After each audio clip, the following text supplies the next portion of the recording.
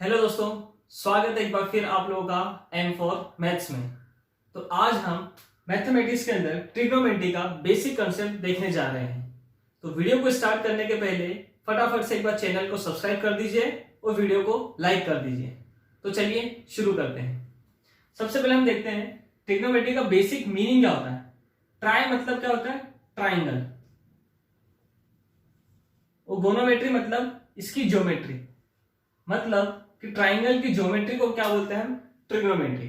अब हमेशा हम याद रखेंगे कि ट्रिग्नोमेट्री के अंदर हम हमेशा राइट एंगल ट्राइंगल की बात करेंगे। मींस कैसे? ये एक मैंने राइट एंगल ट्राइंगल ले लिया जो कि 90 डिग्री पे है। ये एंगल हो जाएगा हमारा 90 डिग्री। अब दो हमारे पास एक्यूट एंगल होंगे। एक्यूट एंगल मतलब जो कि 90 डिग्री से छोटे होंगे। या तो एक बार यहां होगा, एक बार यहां होगा। अब अगर मैं यहां पर एक एक्यूट एंगल लेता हूं, जैसे मान लेता हूं मैं थीटा, तो इस थीटा के जस्ट सामने वाली साइड क्या होगी? हमेशा हमारी परपेंडिकुलर। ये क्या हो जाएगा? हमारा बेस। और बची हुई साइड क्या हो जाएगी? हाइपोटेनियस, जो कि हम राइट एंगल ट्राइंगल में पढ़ते हैं। मतलब कि थीटा जो होगा हमारा एक्यूट एंगल, उसके जस्ट सामने वाली साइड क्या हो जाएगी? हमेशा परपेंडिकुलर, बचा हुआ बेस, और लॉन्गेस्ट साइड किसी भी ट्राइंगल की राइट एंगल ट्राइंगल में क्या होती है? हाइपोटेनियस। सेम अगर मैं बात करूं, अगर मैं एक राइट एंगल ट्राइंगल लूं जो कि 90 डिग्री है, अगर मेरे पास एंगल थीटा यहां होता है तो थीटा के जस्ट सामने वाली साइड क्या हो जाएगी मेरी? ये परपेंडिकुलर। तो ये क्या हो जाएगा? हमारा बेस। देन अगेन ये क्या हो जाएगी? हमारी हाइपोटेनियस।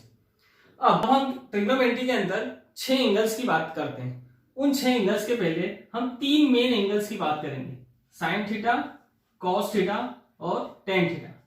इन 3 एंगल्स के बारे में बात करेंगे। जो बचे हुए 3 हैं इनके इनवर्स हो जाते हैं तो ऑटोमेटिकली निकल जाएंगे।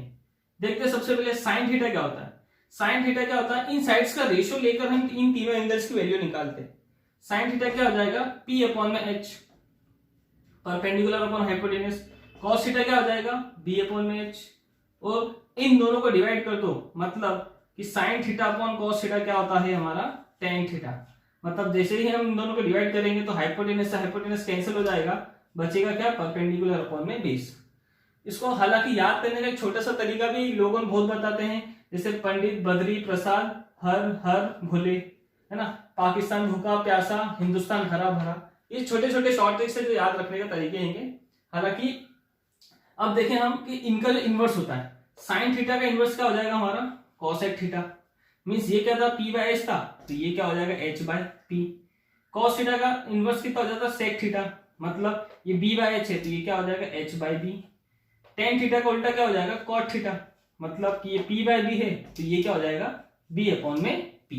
तो ये कुछ हमारे पास इंपॉर्टेंट एंगल्स होंगे जिनके बारे में हमें याद रखना है। तो अब हम इसकी जो ट्रिग्नोमेट्रिक टेबल है उसके बारे में बात कर लेते हैं। तो बात करें जब भी हम ट्रिग्नोमेट्रिक टेबल की, तब जब भी हम ट्रिग्नोमेट्रिक टेबल बनाते हैं तब हमारे पास बहुत सारी वैल्यूज हो जाती हैं। तो उन वैल्यूज को याद रखने का तरीका हम कितनी आसानी से निकाल सकते हैं वो देखते हैं। तो सबसे पहले हमने क्या ले लिया? हमने एंगल्स ले लिए कुछ 0 डिग्री, 30 डिग्री, 45, 60, 90। ये एंगल्स और भी आगे बढ़ सकते हैं। जैसे जैसे हम हायर क्लासेस में आते जाएंगे वैसे वैसे ये एंगल्स भी हमें ज्यादातर देखने को मिलते हैं। तो अभी हमने सिर्फ 0 डिग्री, 30, 45, 60 और 90 ये सिर्फ 5 एंगल ही लिए हैं। अब सबसे पहले हम साइन थीटा की वैल्यू निकालें। साइन थीटा की वैल्यू निकालने के लिए सबसे आसान तरीका क्या आता है? हम पहले काउंटिंग्स लिख लेते हैं, 0, 1, 2, 3, 4। और इन सभी नंबर्स को हम 4 से डिवाइड कर लेते हैं और सभी का ले लेते हैं हम स्क्वायर रूट। बस अब हमारी पूरी ट्रिग्नोमेट्री टेबल बन चुकी है। देखिए कैसे? साइन थीटा 0/4 कितना होगा? हमेशा 0 ही होगा। 0 का रूट भी ले लो तो आप क्या होगा? वो भी 0 ही होगा। अब यहां पे देखते हैं 1/4, 1 का स्क्वायर रूट कितना हो जाएगा? 1, और 4 का रूट कितना हो जाएगा? 2। सेम यहां पर देखिए ये 2 से 4 कैंसिल हो जाएगा, 2 1 जा 2, 2 2 जा 4।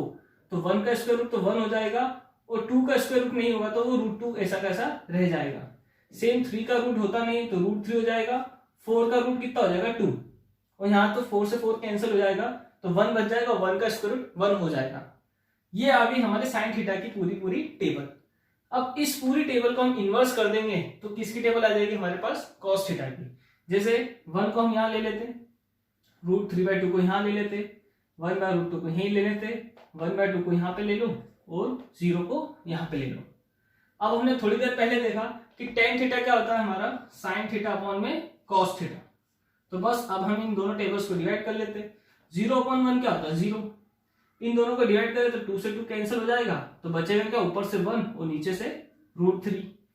ये तो दोनों डिवाइड करेंगे तो पूरा पूरा कैंसिल हो जाएगा, 1 बच जाएगा। इन दोनों को डिवाइड करेंगे तो 2 से 2 कैंसिल, ये √3 बच जाएगा। और 1/0 क्या हो जाएगा इन्फिनिटी या नॉट डिफाइंड। सेम यहां पर हम देखें कॉसेक थीटा किसका इनवर्स होता था साइन थीटा का, मतलब अगर हम 1/sin थीटा कर दे तो ये कॉसेक थीटा हो जाएगा। मतलब 1/0 कर देंगे तो अगेन देखा अभी हमने कि 1/0 क्या होता है हमारा नॉट डिफाइंड या इन्फिनिटी। ये 1/1/2 मतलब इसको इन्वर्स कर दो कितना हो जाएगा 2, इसको इन्वर्स कर दो √2, इसको भी इन्वर्स कर दो 2/√3 और 1/1 का तो कितना हो जाएगा 1 ही हो जाएगा। सेम सेक थीटा किसका इन्वर्स होता है 1/cos थीटा, मतलब cos थीटा का इन्वर्स होता है। तो 1/1 कर देंगे अगेन 1, या ऐसा कह दो कि ये जो पूरी टेबल थी इस पूरे का इन्वर्स कर दो, मतलब कि 1 यहाँ आ गया, 2/√3 यहाँ आ जाएगा, √2 यहाँ आ जाएगा, 2 यहाँ आ जाएगा और नॉट डिफाइंड यहाँ आ जाएगा। अब लास्ट हमारा है cot थीटा। cot थीटा अभी हमने देखा था कि tan थीटा का इन्वर्स होता है, मतलब या तो sin theta upon cos theta का इन्वर्स कर दो, cos theta upon sin theta क्या हो जाएगा cot थीटा हो जाएगा, या ऐसा बोल दो मैं कि 1/tan थीटा क्या हो जाएगा cot थीटा हो जाएगा। तो क्या करते 1/0 अगेन नॉट डिफाइंड, 1/1/√3 मतलब √3 हो जाएगा, इसका इन्वर्स 1, इसका इन्वर्स कितना हो जाएगा 1/√3 और 1/∞ कितना हो जाएगा वो 0 हो जाएगा। तो देखा दोस्तों कितनी आसान तरीके से हमने टेबल बिना किसी फॉर्मूले बिना किसी को याद रखते हुए हमने इतनी जल्दी आसानी से टेबल बनाया। तो इस तरीके से दोस्तों हम ट्रिग्नोमेट्री टेबल आसान तरीके से बना सकते हैं। अब हम ट्रिग्नोमेट्री की कुछ इंपॉर्टेंट आइडेंटिटीज और फॉर्मूलेस को देख लेते हैं। तो सबसे पहले हमारी आइडेंटिटी होती है sine square theta plus cos square theta, ये हमेशा क्या होता है 1। इसे हम प्रूफ भी कर सकते हैं, थीटा की वैल्यू अगर हम कुछ भी माने, जैसे मान लेते हैं हम थीटा की वैल्यू 30 डिग्री मानते हैं, तो साइन 30 का स्क्वायर मतलब साइन स्क्वायर 30, साइन 30 की वैल्यू अभी हमने थोड़ी देर पहले देखा कितनी होती है 1/2, और 1/2 का स्क्वायर कितना हो जाएगा 1/4। सेम यहाँ पर cos 30 की वैल्यू देखें, cos 30 की वैल्यू कितनी थी √3/2, और √3/2 का स्क्वायर करेंगे तो √3 का तो 3 हो जाएगा और 2 का कितना हो जाएगा 4। अगेन देखिए बेस सेम है, 4 हो जाएगा, 3 + 1 4 हो जाएगा, 4/4 1 हो जाएगा। मतलब हम एंगल कोई सा भी ले हमेशा ये हमारी जो स्टैंडर्ड आइडेंटिटी है हमेशा ऐसी की ऐसी ही रहेगी। सेकेंड आइडेंटिटी आती है हमारे पास में sec square theta minus tan square theta equal to क्या होता है 1। सेम इसे भी हम प्रूफ कर सकते हैं, थीटा की वैल्यू कुछ भी आप लेके देखिए LHS RHS हमेशा इक्वल ही आएगा। और लास्ट थर्ड आइडेंटिटी होती है हमारी cosec square theta minus cot square theta, ये भी क्या हो जाता है 1 हो जाता है। तो ये 3 इंपॉर्टेंट आइडेंटिटीज है जो कि हमें याद रखनी पड़ेगी। एक इंपॉर्टेंट आइडेंटिटी और होती है कॉम्प्लीमेंट्री एंगल्स की, वो भी देख लेते हैं हम कॉम्प्लीमेंट्री एंगल्स। अब कॉम्प्लीमेंट्री एंगल होता क्या, पहली बात तो ये देखते हैं। कॉम्प्लीमेंट्री एंगल्स जो भी दो एंगल्स का सम कितना होगा हमारा पास 90 डिग्री, मतलब कि जैसे हम देखें ये एक एंगल लेगा x, ये दूसरा आएगा y, मतलब x + y = कितना हो जाएगा 90 डिग्री। दो एंगल्स का सम कितना होता है 90 डिग्री, उसे हम बोलते हैं कॉम्प्लीमेंट्री एंगल्स। सेम उसका एक और होता है सप्लीमेंट्री एंगल्स। सप्लीमेंट्री एंगल्स में क्या होता है दो एंगल्स का सम कितना होता है 180 डिग्री। अब यहाँ पे कॉम्प्लीमेंट्री एंगल्स की आइडेंटिटीज देख लेते हैं, जैसे कि साइन 90 माइनस थीटा हमेशा कितना होता है cos थीटा। सेम इसका इन्वर्स कर दो कि cos 90 माइनस थीटा कितना हो जाएगा साइन थीटा हो जाएगा। ऐसे ही tan 90 माइनस थीटा कितना हो जाएगा cot थीटा, या इसका उल्टा कर दो कि cot 90 माइनस थीटा कितना हो जाएगा tan थीटा। और बचा sec 90 माइनस थीटा कितना हो जाएगा cosec थीटा। और लास्ट हम ऐसा बोल सकते हैं कि cosec 90 माइनस थीटा कितना हो जाएगा sec थीटा। तो ये थे दोस्तों हमारे पास ट्रिग्नोमेट्री के कुछ इंपॉर्टेंट आइडेंटिटीज और फॉर्मूले। तो होप सो आपको अच्छे से वीडियो समझ में आ चुका होगा।